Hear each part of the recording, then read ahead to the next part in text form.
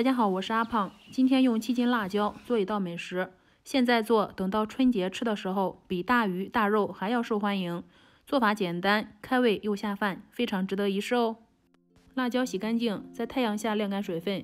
选辣椒一定要选完好无损的，这样才不容易坏。水分晾干之后，用刀子在中间划一刀，好入味。加入食用盐150克，杀出辣椒里面的水分。用力揉搓辣椒，使每个辣椒表面都沾上一层食用盐。放在屋内腌制1天。1夜之后，辣椒就腌软了，把多余的水分倒掉。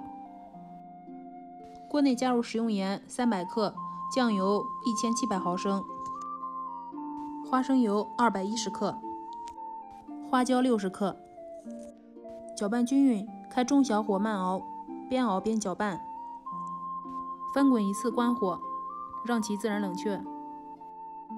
准备一个干净无生水的坛子，放进腌好的辣椒，尽量用力把辣椒压瓷实一些。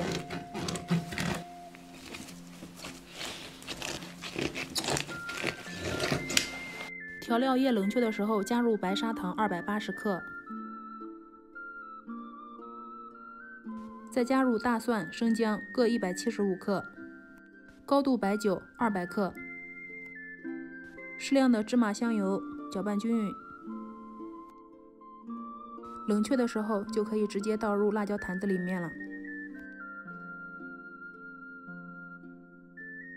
最后用80克高度白酒封下口，盖上保鲜袋密封保存，腌制1个月就可以食用了。